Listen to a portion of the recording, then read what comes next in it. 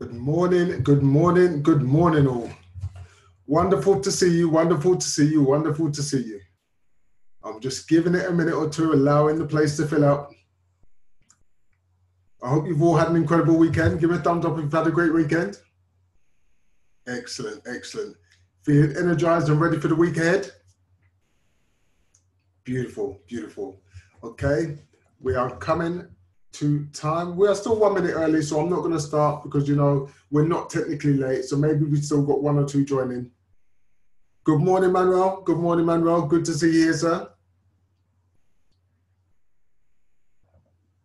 We've got some interesting stuff to talk about today, guys. Nice. Okay, looking forward. Fantastic, Manuel. I like to hear that, sir. I like to hear that. Okay, okay. I'll give them literally 1 minute. I'll give Mr. Celestino. Good morning, sir. How are you doing? Good morning, Rita. Good morning. Lovely to see you here. And we have a Samsung joining us. Wonderful Japanese name. Okay. I will allow literally 1 minute pass and then we will get this show on the road. I may have to apologize in advance, guys. I might have to finish a few minutes early today because I've got another very, very important call backing up straight after me. Mr. Richardson, how you doing, sir? Chris, I can see that focused look on your face. Yeah, Chris, you can't hear us at the moment. Right, I'm going to get everything ready so I can make sure I can see the chat box. So, here we go. Yeah, we're packing up nicely. Noda, good morning. Guys, today, what I want to talk about is your purpose and your gift.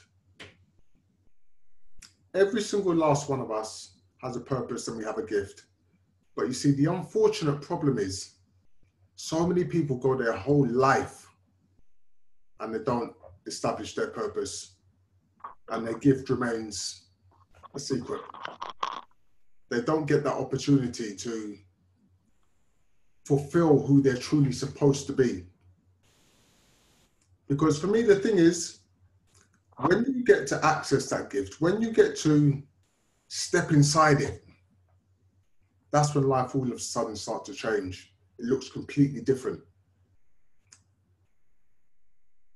I want to help you understand potentially how you can find your gift. Now, one of the things I need you to realize is when you operate from your mode of genius, and you're probably thinking, okay, my mode of genius, what's that? Well, a lot of the time, when you silence your mind, and this is why meditation for me is so important. When you silence your mind, what actually happens is you get messages, but you have to be aligned, you have to be in tune to be able to actually hear them and go with the messages and understand what's actually happening. As well as the signs you get when your mind is quiet, there are other signs generally in life. What are the things that you do effortlessly that it seems as though it's just very natural for you? Those things that you kind of just don't even need to really think about. They just happen. What are the things that people come to you and ask you for advice about? What are the things you find yourself doing and it just seems like a joy? There are signs in everything we do. And when we pay attention, that's when we can really start to take full advantage. Now, as I said, when you silence your mind and you allow your gift to come to the surface, that's what it's called when you're operating from your mode of genius. When you operate from your mode of genius, it's almost as though time stands still. And everything just seems so easy. You do things and it literally seems as though you're on autopilot. That's what they call being in flow. When you're in flow, everything just rolls nicely.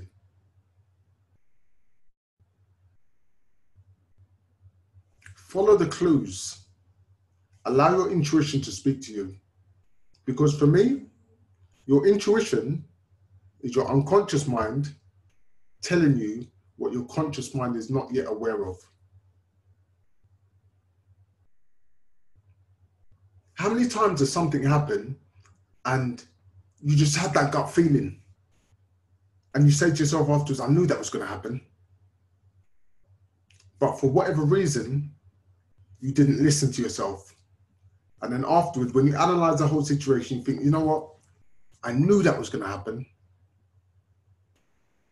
These are the signs we have to learn to follow. As I said, this is your intuition speaking to you. Give me a thumbs up, those of you who have heard about your sixth sense. Yeah? Your sixth sense is your intuition talking to you. And it's only when you really pay attention, when you really allow yourself to be in that mode, when you're flowing, does your sixth sense start to really, really talk clearly. You see, whether you believe in God, whether you believe in the universal powers, whether you believe in a higher power, whatever you believe in, I need you to understand that we've all been given a gift. And it's your duty to step into your greatness. Who's heard about that saying? I don't want to go quietly into my grave. I want to go skidding into my grave and say, wow, what a life I had. Yeah, that's how I'm going. That's how I'm going. Gajanan, don't live in regret when you go against things that have happened. Gajanan, I want you to understand, those are just lessons for you. When sometimes you make a decision and you see how it plays out afterwards and you think, you know what? That was the wrong choice and I knew that was the wrong choice. Just understand that's a lesson. And be thankful that we have the ability of hindsight. Because what do they say? In hindsight, it's always 20/20 vision, right? You can always see clearly. Because you can never join the dots moving forward. You can only ever join the dots moving backwards. When you look back and you piece together the story, that's when it all makes sense. But this is what I'm saying. Step into your greatness, guys, because we've all been given a gift. There is something each and every one of you can do exceptionally well. Exceptionally well. At a world-class level. At an elite class level. But you see, the thing is this. You just have to be really focused. World-class athletes, the reason they get to be world-class is because they consistently practice their craft. They found something that they are passionate about and they consistently practice. Because what do they say? Repetition is the mother of all skill, right? These things don't happen by accident. You give every ounce of what you've got to be the best version of you. Don't ever be in competition with anyone else. When you wake up in the morning, your only mission is to be the best version of you. When you go to sleep at night, I promise you this, you'll sleep comfortably when you can assess your day and you know that you've given it your all. You know that you've given it absolutely everything. The times when you lay awake at night with thoughts and frustrations and concerns, that's because you know within yourself you're not giving it your all. I want to talk to you about the 2% versus the 98%. Some of you may have heard me touch on this before. The 98% of the population are what I like to call sheeple. Because what do? They just simply follow the crowd. They've got dreams and aspirations, but they allow themselves, they choose to live unsatisfied. Because we have to all understand, everything we do is a choice. Everything we do is a choice. When you wake up in the morning, you choose what mood you're going to be in. You choose whether or not you're going to react or respond. You choose how you're going to address situations. This 98% of the world, as I said, they live unsatisfied. They have dreams. They have things they would really, really love to accomplish. But you know the unfortunate part, the sad part of it? They live in fear. They allow fear to paralyze them and they can't take action. You see, when you live in that space, in my opinion, that's got to be the saddest place to live. Simply because you know you want to do more. And you know you can do more. But you allow your mind to control you. You allow your mind to be the master of you.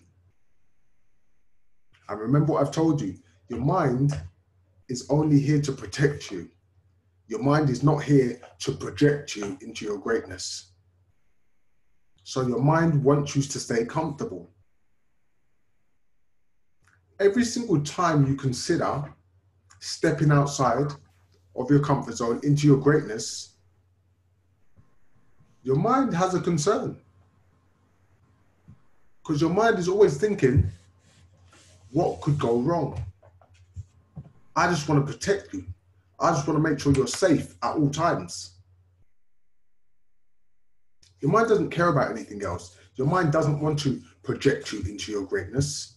Your mind just wants to make sure that you're safe. But the reason why I talk about your mind controlling you is because you have the ability, you have the innate ability to control your mind. When you realize that you are the boss, what then happens is quite simple. You start to take charge. You start to give direction. When you give direction and you direct your thoughts, we all know what happens. Your thoughts create your feelings, which create your actions, which create your results. We have to be prepared to be brave. Fear will never go away. That's one of the things I can guarantee you, my friends. Fear will never, ever leave you. But you have to be courageous in the face of fear. Because what do the 2% do? The 2%, you know what they do? They go against the grain. Because they've decided already. I understand I'm going to follow my purpose. They understand that that's their duty to follow their purpose. And by following their purpose, they refuse to live unsatisfied. That is not an option. How does it make you feel when you know you've got a goal and you're courageous enough to start taking steps towards it? Just ask yourself that question. How does it actually make you feel? Does that make you feel great? Does it make you feel proud, as Bonnie says? Does it make you feel like you're moving in the direction you're supposed to? We have to ask ourselves these questions because we are responsible for the journey that we're on. With regards to people that are in your life, I need you really to understand this quite clearly. The reason the 2% are so successful in what they do is that they understand the people that are in their lives, the people that surround them, they're only co-stars in your movie. We all have our own movie. And whoever's in your movie, look at yourself as a scriptwriter. You can write them in or you can write them out. If they're not with you, they can only be against you, right? Whether they're secretly wishing your downfall, but smiling in your face. You have to understand, this is your movie. You make the decision. And as I said, the 2%, what they do, they don't have dreams. They have goals. Because my friends, what's the difference between a dream and a goal? That space in the middle is called action. That's what the 2% do. And they're prepared to take action every single day. Now, I want you to understand, the 2% have just as much fear as everyone else. But the 2% act in spite of fear. They use that fear to fuel their energy. They use that fear to push them in the direction they need to go in. Because as I said, fear will never ever go away. But it's about whether you make the decision, whether you decide that, you know what, I'm going to step up. What did I say the other day? I'm going to show up and turn up.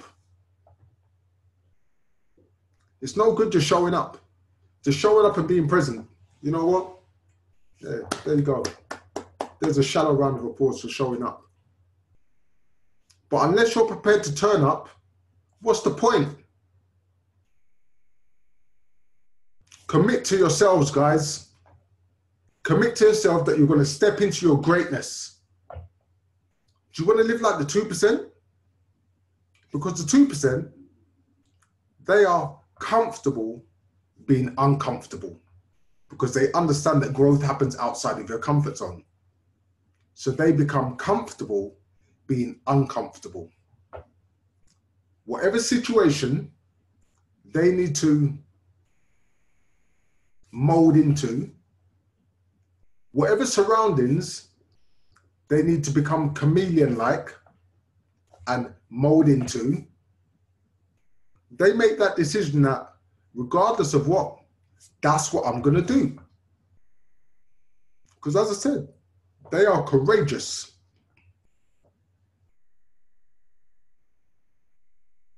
Fear is real. But if you guys want a word of advice, write this name down. A lady called Mel Robbins. Yeah, her name is Mel Robbins. Mel will break down for you in her own incredible way, all about fear. Because it's only when I started to study and watch Mel Robbins that I really got a true understanding, because I used to always believe that fear was false evidence appearing real. I used to tell people all the time, fear is not real, fear is only created in your mind. Yeah, absolutely, Phil. I used to always believe that fear was false evidence appearing real. I used to try and convince myself that it wasn't actually real, it was only a figment of my imagination. And that is partially true because fear is created in your mind.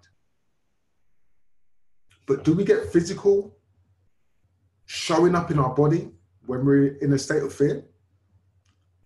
Does our breath start to breathe shallow? Does our mouth get dry? Does our heart start to pound like it's beating out your chest? Does your mind start to close in? Do you get tunnel vision where you can't think clearly? Lots of these things happen when you're in a state of fear. But guys, as I said, when you follow Mel Robbins, what you're going to understand is that fear and excitement present themselves in your body in exactly the same way. The only difference is the message that you give to your mind. That's the only difference. You pass on the message to your mind about whether you're in a state of fear or whether you're in a state of excitement. Phil, don't worry, I'm going to come to you about how you become courageous, my friend. I'm going to come to you. You pass on that message to your mind. So this is how it's done. I'm going to give you a prime example. Mel talks about this incredibly. Public speaking is apparently the #1 fear in the world. It's more feared than death itself. So if you're going to go on to a stage, a lot of people would freeze, really wouldn't have anything to think. Their mind would go blank, their mouth would go dry, their heart would start beating. All of the things, all of the physical manifestations that show in your body when you're frightened.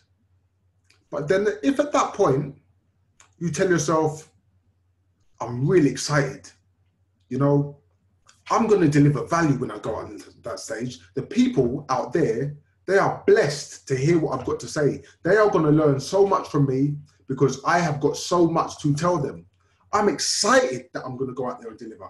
Oh my gosh, in actual fact, I can't wait to go out there and deliver. When you start telling yourself this, what your mind does, it says, okay, I'm getting a verbal message about how excited Kevin is. He's telling me he's excited. Let me check to see if he's congruent. Let me check to see if his body is saying the same thing.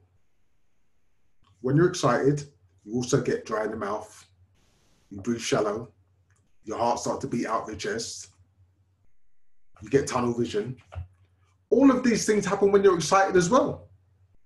So when you start to give your brain that message that, yes, I'm excited, I can't wait to go out and deliver, your mind says, oh, it's okay. He is congruent. The thoughts he's thinking and the physical evidence that's showing up in his body, they're a match. So maybe he's not frightened, he's just excited. And guys, you know at that point you're no longer frightened? Because you've convinced your mind that you're not frightened, you're excited. Guys, do you remember I told you that the unconscious mind cannot distinguish the difference between imagination and reality? This is how you can trick your mind into believing what you want it to believe. But you have to be consciously aware of these things. When you're aware of these things, you then become the master. So Phil, in terms of how you become courageous, you simply become courageous by making that decision. You have to decide that I'm going to act in spite of fear. Because guys, how many times have you done something that you were actually really frightened of doing, but yet after you did it, you thought, wow, that wasn't actually as hard as I thought it was going to be. Give me a thumbs up if that makes sense. Give me a thumbs up if you've done that before. Write in the chat box if you guys have had that experience, that on a few occasions you've done something that you were terrified about doing, and after you did it, you thought, wow, that wasn't actually as hard as I thought it was going to be. The reason is, as I said, your mind doesn't care about anything apart from protecting you. So when you are outside of your comfort zone, when you are in a situation where your mind can no longer predict the outcome, your mind starts to create a lot of these stories. Don't do this, Kevin. You could hurt yourself. Don't take this risk. Are you smart enough? If you take this risk, you might lose money. Have you got all the facts about this situation, Kevin? Is this really the right thing to do? This is your mind asking you many questions. This is your mind asking you many, many questions. And it's only doing this because it wants to keep you safe. Bonnie just hit the nail on the head. Bonnie just spoke about the fact that when you overcome this fear, when you face your challenge, when you step up and decide that, you know what, I'm going to be courageous, each and every time you overcome your fear, it becomes easier. Because guys, I want you to understand, your mind will be one of two things. It will be your greatest ally or your biggest adversary. And that all depends on whether or not, and I'm going to use this word, you choose to step up and take control. There are going to be many things in life that are going to challenge you. And in my opinion, these challenges are just to determine whether or not you really want the goals that you say you do. Whether or not you're prepared to push through, step up, turn up, and take advantage of the opportunity that's been presented to you. Who's prepared? That's the question I need to ask. Who's prepared to be courageous and face your challenges and do the things that you're frightened of doing? Lenny, I love that 100%. I love that. Who else? Gajanan says he's prepared. Guys on video, give me a thumbs up if you guys are prepared to step up and turn up. Because if you're prepared to step up and turn up, you know what? Life can be whatever you want it to be. Life can be whatever you decide it to be. You can live life on your terms. You don't have to live in that unsatisfied place. You don't have to live in fear. You don't have to be sheeple, following the crowd. You can decide that, you know what, I want to go against the grain. I want to live into my dreams. I'm going to act in spite of fear. I'm going to be resourceful and make things happen. I'm going to be resourceful and do what I need to do. Noda, do you have a question for me? Give me a hands up if you've got a question for me there, Noda. No, was that just an accident, you raising your hand? Okay, no problem. Guys, it's up to you whether you're going to step up and step in. Because guess what? It's a choice. Do I get up every day and feel that I'm the greatest in the world? Yes, I do. Do I get up every day and feel that whatever task I'm going to undertake today, I'm going to give it 100% and I'm going to deliver? Yes, I do. When the first time I went on stage, in fact, I'm going to tell you about the first time I went on stage. The first time I went on stage and spoke, I spoke at a national trauma conference. And I spoke in front of 250 doctors, psychologists, occupational therapists, physiotherapists, because they wanted me to tell my story. The hospital I was in had a national conference every year, and they wanted me to tell my story about how I overcame my adversity. Guys, I'd never spoken in front of people before. Yes, I'd been in sales for a long time. Yes, I was used to talking, but at that level, guys, I'm going to tell you what happened. Just before they announced my name, I was sitting there and practicing. My words were getting mixed up. I went out, I gave my opening sentence, and guys, you know, my mind went completely blank. I couldn't remember anything. I repeated my opening sentence, and that must have relaxed me. And I believe that my unconscious mind took over. Because guys, I then just went in flow, and I remembered my whole keynote speech. I spoke for 15 minutes and it felt like about 2. I got a standing ovation after. After that, the national director for the UK in the NHS came and said, we are having a conference in Birmingham, which is the second largest city in the UK. Later on this year, I would like you to come and speak as a guest speaker.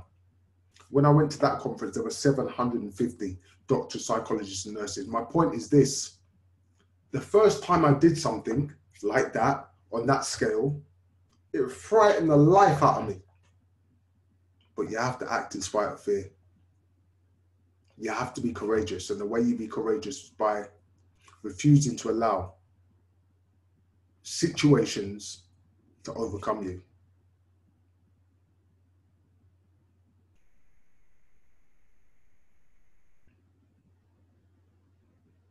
Okay. Gajanan was saying he wanted to address something I said in the last session about being a chameleon, but the fact that you must apply a lion's attitude. My thinking on this, Gajanan, is quite simple. The reason why you have to become chameleon-like is because you have to be able to adapt and overcome in any situation. But yes, of course, you have to have a lion's attitude inside, because that's where your courage comes from. The chameleon part is being able to adapt and overcome, being able to step into any situation whatsoever. But you have to be courageous like a lion. You have to understand that, you know what? You have the power to overcome, to control any situation you're put in. That's why we've got this incredible mind. Guys, I hate doing this to you, man. And I get in a flow and I just want to keep talking and talking and keep sharing with you guys. Guys, are you still getting value from these sessions each day? Give me a thumbs up if you're still getting value from these sessions each day. Because if you're still getting sessions, I'm still going to turn up. Guys, what I want you to understand is, thank you, guys. Thank you, thank you, thank you. What I want you to understand is this, quite simple. I've got to jump off because we're at that point and I've got a very, very important call straight after this. But as I always tell you guys, all can and will be achieved one step at a time. All can and will be achieved one step at a time. And as long as you guys are prepared to keep taking that one step and stepping into your dream, it will work out. It might not work out on your time, but it will work out. But you have to be courageous. On that note, guys, I will see you here on the same bad channel tomorrow. And if you're here, I'll be here. Guys, have an incredible day. Thank you for your time. You've chosen to be here. You didn't have to be here. But just remember, all can and will be achieved one step at a time. Thank you so much, guys. Have an incredible day, and I'll see you here tomorrow. Take care.